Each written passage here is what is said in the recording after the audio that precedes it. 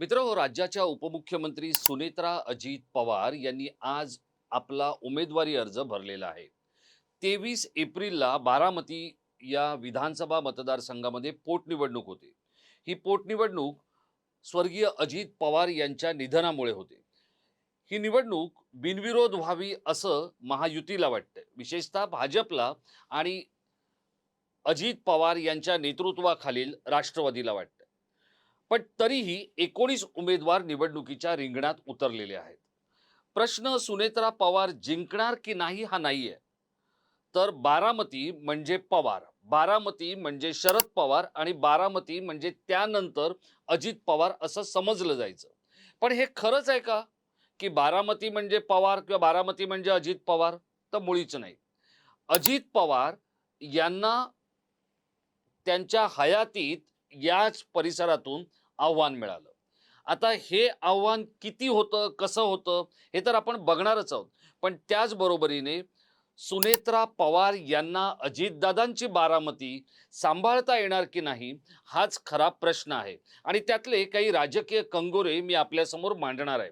आणि त्यानंतर या व्हिडिओच्या खाली असलेल्या इनबॉक्समध्ये आपण आपली मतं जरूर संसदीय शब्दांमध्ये मांडू शकता. तर आपण वळूया या व्हिडिओकडे. नमस्कार मित्रहो, मी राजेश कोचरेकर आणि आपण पाहताय आपलं आवडतं न्यूज पोर्टल टाइम महाराष्ट्र. मित्रहो, सुनेत्रा पवार या राज्याच्या उपमुख्यमंत्री आहेत. स्वर्गीय अजित पवार यांचा विमान अपघातामध्ये दुर्दैवी मृत्यू झाल्यानंतर त्या राज्याच्या उपमुख्यमंत्रीपदी विराजमान झाल्या. 28 जानेवारीला अजित पवार यांचा हा मृत्यू झाल्यावर संपूर्ण राष्ट्रवादी काँग्रेस पक्ष हा काहीसा हादरून गेला होता आणि काहीसा गोंधळून आणि भेदरूनही गेला होता. आज ज्या वेळेला सुनेत्रा पवार यांनी आपला अर्ज भरला, त्यावेळेला आधी त्यांनी इथल्या काही स्थानिक कार्यकर्त्यांशी, पदाधिकाऱ्यांशी संवाद साधला आणि त्यानंतर त्या अर्ज भरायला गेल्या. त्या अर्ज भरायला जात असताना एका इथे लावलेल्या बॅनरने सगळ्यांचं लक्ष वेधून घेतलं होतं.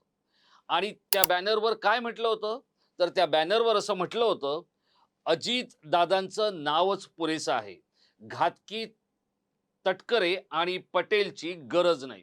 या बॅनरवर अत्यंत एकेरी असा उल्लेख तटकरे आणि प्रफुल्ल पटेल यांचा करण्यात आला होता. हे दोघंही राष्ट्रवादी काँग्रेसचे बडे नेते आहेत. पण त्यांच्या नावासमोर उल्लेख नसल्याचा वाद आणि गोंधळ अजूनही शमलेला नाहीये. अशातच सुनेत्रा पवार यांनी आपला अर्ज भरल्यानंतर प्रश्न हा पडतो, की बारामती खरंच अजित पवारांची आहे का? बारामती खरंच शरद पवारांची आहे का? की बारामतीमध्ये भाजप आणि काँग्रेस हे अत्यंत शांतपणे सेंध लावण्याचा किंवा सुरुंग पेरण्याचं काम करतायत? या सगळ्या गोष्टी मी आपल्याला सांगणार आहे. बघा, अजित पवारांनी आपण जर या 3 निवडणुकांचा विचार केला, म्हणजे 2014 ची विधानसभा, 2019 ची विधानसभा आणि 2024 ची विधानसभा. तर आता जे ॲडव्होकेट आकाश मोरे यांना काँग्रेसने निवडणुकीचं तिकीट दिलेलं आहे. ही निवडणूक बिनविरोध व्हावी असा प्रयत्न राज्याचे मुख्यमंत्री देवेंद्र फडणवीस, भाजप, उपमुख्यमंत्री एकनाथ शिंदे या सगळ्यांनीच केलाय. आणि मग अशा परिस्थितीमध्ये आता इथे कोणता उमेदवार समोर येणार याच्याबद्दलची चर्चा असताना काँग्रेसने मात्र आपला उमेदवार कायम ठेवलेला आहे. त्या बरोबरीने आणखी एक उमेदवार होते, ते होते प्राध्यापक लक्ष्मण हाके. लक्ष्मण हाके हे ओबीसी नेते आहेत. पण त्यांनी देवेंद्र फडणवीस, एकनाथ शिंदे आणि सुनेत्रा पवार यांच्या विनंतीला मान देऊन आपला अर्ज मागे घेतलाय, अशी माहिती त्यांनी स्वतःच दिली आहे. बघूया हाके काय सांगतायत. मला महाराष्ट्रातल्या वरिष्ठ नेतृत्वांचे फोन आलेले. त्यामध्ये सुनेत्राताईंची रिक्वेस्ट आहे. त्याचबरोबर देवेंद्रजी फडणवीस साहेबांची रिक्वेस्ट आहे. एकनाथरावजी शिंदे साहेब, अगदी पुढे जाऊन उदयजी सामंत साहेब आणि त्यानंतर अगदी धनंजय मुंडे साहेब आणि बर्ने मामा साहेब, या सगळ्या लोकांनी कॉल केल्यानंतर मला मी थोडा विचार केला. आता आपण पाहिलं की हाकेंनी आपल्याला काय सांगितलं. हाकेंच्या या विधानाला किंवा हाकेंच्या या माघारीला एक महत्व आहे. याचं कारण असं आहे, या संपूर्ण भागामध्ये धनगर समाजाची जी मतं आहेत ती खूप मोठ्या प्रमाणात आहेत. धनगरांच्या आरक्षणाचा मुद्दा आणि त्याचबरोबर इतर अनेक मुद्दे हे गेली अनेक वर्ष प्रलंबित आहेत आणि त्यामुळे या समाजामध्ये एक सुप्त असा राग किंवा संताप हा सतत आपल्याला जाणवत असतो. आता लक्ष्मण हाकेंनी माघार घेतल्यामुळे ही मतं भाजपकडे जाणार की सुनेत्रा पवार यांच्या पदरात पडणार हे बघणं तितकंच औत्सुक्याचं आहे. आता 2014ला हाच मुकाबला झाला होता. म्हणजे कोण? पवार विरुद्ध मोरे असा. आणि या 2014च्या निवडणुकीमध्ये इंटरेस्टिंग गोष्ट काय घडली होती, तर 2014ला अजित पवार यांना जी मतं पडलेली होती, त्या मतांची संख्या होती 1,50,588 मतं अजित पवारांना पडली होती. आणि आता ज्यांना तिकीट दिलंय ॲडव्होकेट आकाश मोरेंना, त्यांना तेव्हा फक्त 4,013 मतं पडली होती आणि ते चौथ्या क्रमांकावर गेले होते. दुसऱ्या क्रमांकाची मतं कोणाची होती ते खूप इंटरेस्टिंग आहे. दुसऱ्या क्रमांकावर होते बाळासाहेब गावडे, त्यांना 60,797 मतं पडली होती. म्हणजे इथे भाजपला मानणारे जवळपास पाऊण लाख मतदार आहेत हे आपण समजू शकतो. आता आपण येऊया 2019च्या निवडणुकीकडे. 2019ला दुसऱ्या क्रमांकावर होते ओबीसी नेते गोपीचंद पडळकर. त्यांनी भाजपकडून निवडणूक लढवली होती आणि त्यांना 30,376 मतं पडली होती. या जर आपण मतांचा विचार केला म्हणजे बघा, भाजप 2014लाही दुसऱ्या क्रमांकावर आहे आणि 2019ला पण भाजप दुसऱ्या क्रमांकावर आहे. अजितदादा निर्विवादरित्या मोठ्या मतांनी निवडून आलेत. आता आपण येऊया 2024 कडे. 2024ला अजित पवारांना त्यांच्या सख्या पुतण्यानेच विरोध केला. तो निवडणूक लढला. युगेंद्र पवारांना मतं पडली होती 80,233 मतं पडली होती आणि अजित पवारांना जी मतं पडली होती ती मतं जरी लाखभर जास्त असली किंवा 90-95,000 जास्त असली, अजित पवारांच्या मतांची संख्या होती 1,81,132. आता हे मी आपल्याला का सांगतो हे समजून घ्या. म्हणजे ज्यांना असं वाटतंय की बारामती अजित पवारांचीच आहे किंवा पवार कुटुंबियांचीच आहे, असं काही नाहीये.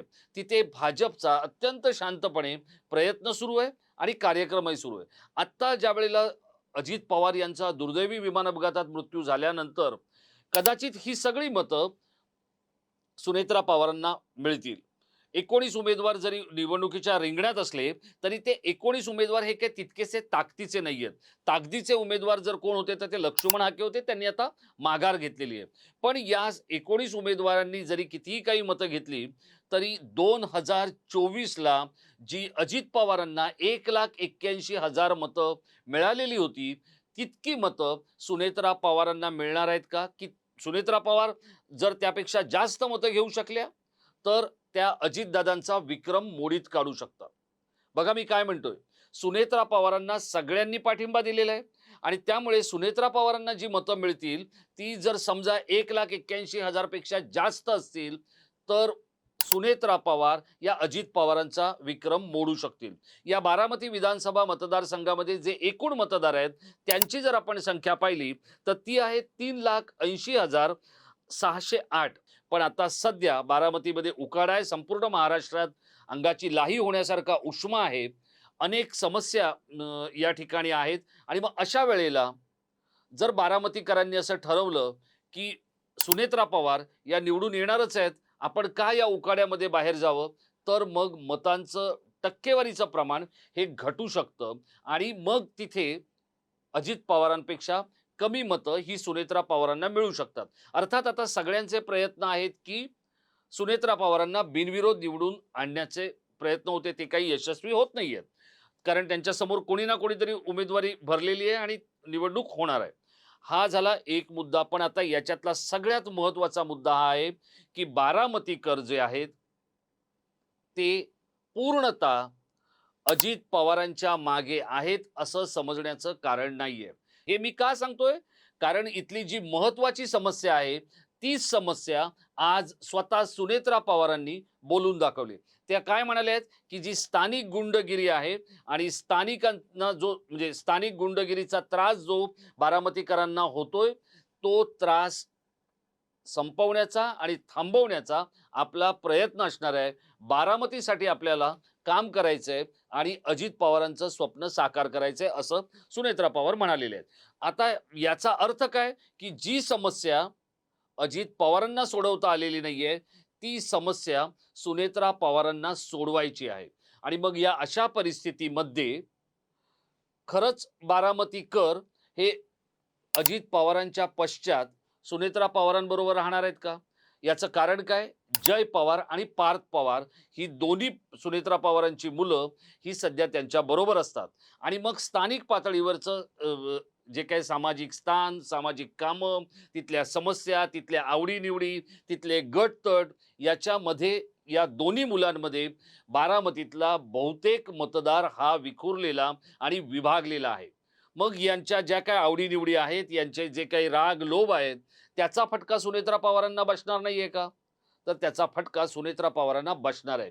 ही गोष्ट बरोबर काँग्रेसला कळून चुकलेली आहे. आता आकाश मोरे, जे ॲडव्होकेट आकाश मोरे आहेत, हे 2014 ला 4थ्या स्थानावर होते. आता ते कितव्या स्थानावर येतील हे जरी आपण सांगू शकत नसलो किंवा आपल्याला माहिती नसलं, तरी आकाश मोरे यांचा बळी गेलाय इतकं मात्र खरं. पण तो बळी काँग्रेसनं का घालवलाय? तर काँग्रेसने हे मान्य केलेलं आहे, की आम्ही वॉक काही देणार नाही आहोत, बाय काही देणार नाही आहोत सुनेत्रा पवारांना. आम्ही पुढे चाल त्यांना देणार नाही आहोत. आम्ही त्यांच्या विरोधात आमचा राजकीय उमेदवार उभा करून आमचा राजकीय विरोध व्यक्त करणार आहोत. आणि मग ही जी गोष्ट आहे, ही गोष्ट काँग्रेसच्या पथ्यावर पडू शकेल का? भाजपबद्दल असलेला नाराजीचा जो सूर आहे किंवा जो अँटी इन्कम्बन्सी फॅक्टर जो काय आहे भाजपबद्दलचा, तो इथे ॲक्टिव्हेट होणार आहे का? तो इथे काहीसा आणखी चेतवला जाणार आहे का? या गोष्टी खूपच इंटरेस्टिंग आहेत. याचं कारण काय? राहुरीमध्ये राष्ट्रवादीने आपला उमेदवार दिलेला आहे. मग इथे काँग्रेस का माघार घेईल? त्यामुळे काँग्रेसने जे काही केलेलं आहे ते योग्य केलेलं आहे एक राजकीय पक्ष म्हणून. हां, आता जर समजा अशाच पद्धतीत हे सगळं करायचं होतं, तर मग राष्ट्रवादीने पण राहुरीमध्ये या गोष्टींचा विचार करायला हवा होता. कारण तिथे शिवाजीराव कर्डिले यांचे चिरंजीव अक्षय कर्डिले हे निवडणूक लढत आहेत आणि तिथे मात्र राष्ट्रवादी त्यांच्या विरोधात आपला उमेदवार देत आहे. हे सगळं जरी खरं असलं तरी बारामतीमध्ये गोष्टी फारशा आता पवार कुटुंबियांच्या बाजूने राहतील असं दिसत नाहीये. कारण आपण एका गोष्टीचा विचार करा, की अजित पवारांना त्यांच्या सख्ख्या पुतण्याने विरोध केल्यानंतर जर त्याला 80,000 मतं पडतायत किंवा 81,000 मतं पडतायत, गोपीचंद पडळकर यांच्यासारख्या उमेदवाराला जर तिथे 30 आणि 32,000 मतं पडतायत अजितदादा समोर असताना, तर इथे पाणी मुरवायला खूप मोठा वाव आहे. आणि त्यामुळे सुनेत्रा पवार यांच्यापेक्षा अधिक जबाबदारीनं वागावं लागेल ते पार्थ आणि जय पवारला. कारण आपल्या आईला मदत करताना बारामतीतले जे काही सामाजिक, राजकीय, आर्थिक, पक्षीय सगळे मतभेद विसरून जर अजितदादांचं स्वप्न साकार करायचं असेल, तर या दोन्ही चिरंजीवांना अधिक सजग, सक्षम आणि सक्रिय राहावं लागणार आहे. त्यासाठी या दोघांची तयारी आहे का? सुनेत्रा पवारांना जी स्थानिक गुंडगिरी आणि जो स्थानिक नागरिकांना होणारा त्रास जर थोपवायचा असेल, तर त्या आपल्या दोन्ही चिरंजीवांना त्यासाठी उद्युक्त करणार आहेत का? हाच खरा बारामतीकरांचा प्रश्न आहे. मित्रांनो, या सगळ्या प्रकाराबद्दल आपल्याला काय वाटतं? आपण आम्हाला जरूर कळवा. व्हिडिओच्या खाली असलेल्या इनबॉक्समध्ये संक्षिप्त स्वरूपात आणि संसदीय भाषेमध्ये लिहून कळवा. हा व्हिडिओ जर आपल्याला आवडला असेल तर तो लाईक करून शेअर करायला विसरू नका. धन्यवाद.